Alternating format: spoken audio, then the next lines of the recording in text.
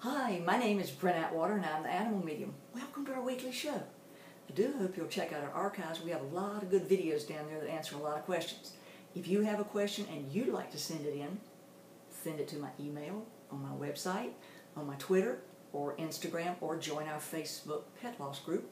We have a lot of global members who ask a lot of questions. We have lively discussions over there, and it's one of my absolute favorite things. Also, check out my new book. It's called After Death Signs from Pet Afterlife and Animals After Death. Plus it tells you how to ask for signs, how to ask to see your pet in dreams, and how to know what the signs mean that they're sending you.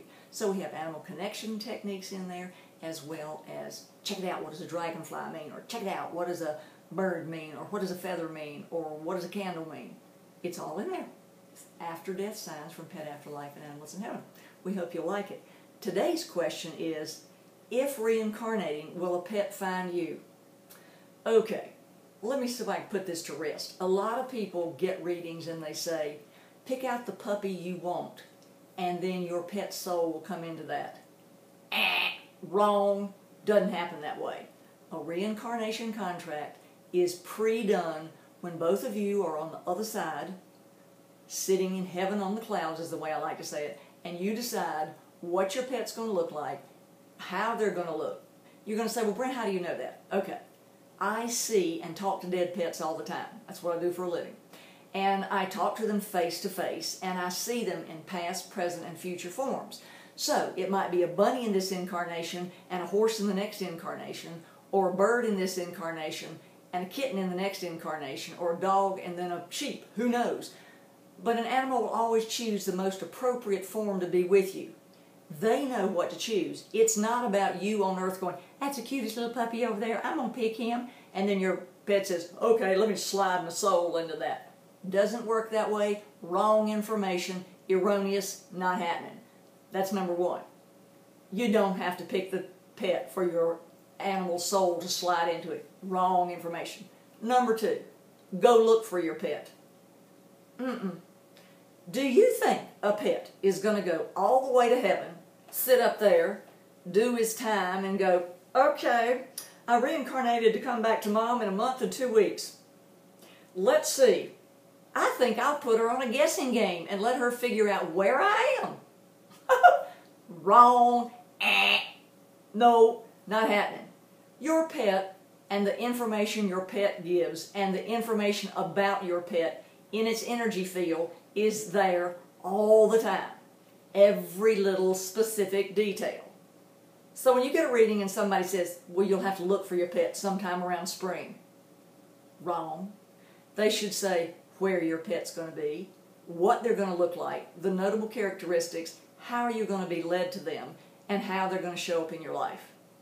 If they're connected to your pet's frequency. If not, you'll get general information like, well, your pet's going to come back in the spring. Well, how am I going to find him, you say? Well, you got to go find him. Wrong.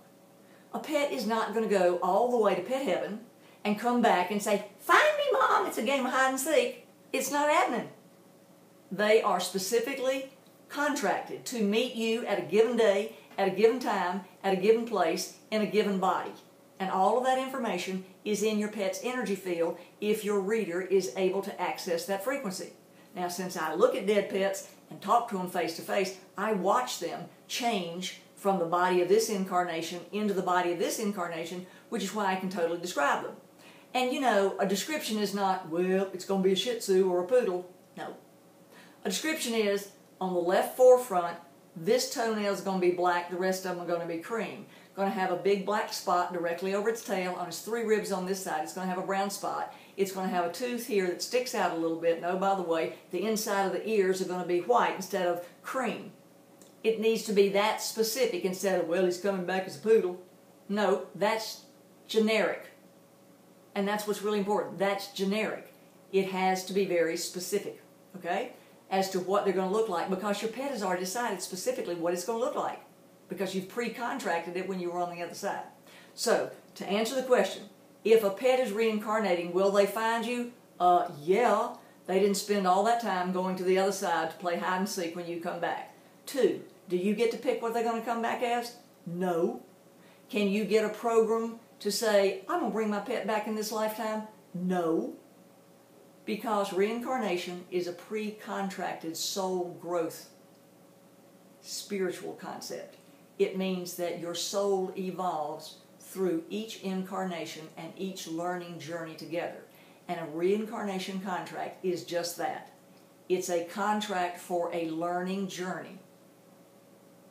And a pet will only come back if the both of you have contracted to learn new lessons together, and that's only 30 to 40% of the pets. So it's not about everybody's coming back. It's only 30 to 40% come back, and they come back to learn lessons with you. Not to learn a lesson by themselves, not for you to learn a lesson by yourself, not because they were sick, not because they were cute, not because you were lonely, not because they were tired, none of that. They come back to continue learning lessons with you so that each of your souls evolve. And when they're going to reincarnate, you don't have to look for them, you don't have to find them, you don't have to get on the internet and search 1,000 places, and it's not, oh, they're going to come back sometime in 2015.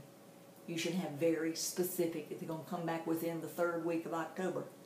It'll be in the morning before noon, and exactly where. It's going to be on the sidewalk in the park that you go to every 2nd week for the fall festival. It should be that specific when you get the information, because the energy is there. It just needs to be tapped into and the frequency access to retrieve that information. So I hope this has helped you today, and I thank you very much for your questions. Subscribe. I think we have a lot of interesting questions that expand your awareness and educate you, and sometimes people don't like the answers. But it's not about drama. It's not about sensationalism. It's not about trying to make you upset because your pet's not reincarnating. It's about what really is as far as spirituality and reincarnation and the law of physics. And that is what is pure, and that is what makes your heart heal, is real answers instead of false hope or you spinning your wheels looking for a reincarnated pet, because they'll find you. I mean, you can be like in a hospital room laid up in a bed, and that pet will find you. So, the more you relax and the more you just, trust that they'll find you, the quicker they'll come, the easier it'll be for them to contact with you, because then your energy is, come on down, I'm waiting for you. Instead of, oh my God, I gotta find him, oh my God, which is very like, and look, do you think a pet can get through that to get to you? I don't think so. But if you're like, come on down, I'm waiting for you, I trust you'll be here exactly when you're supposed to, in the most appropriate body. Well, that's when they come in the most appropriate body, in perfect timing. Thanks for listening today. We'll look forward to seeing you next week. Subscribe. Stay tuned. Bye, bye, bye, bye.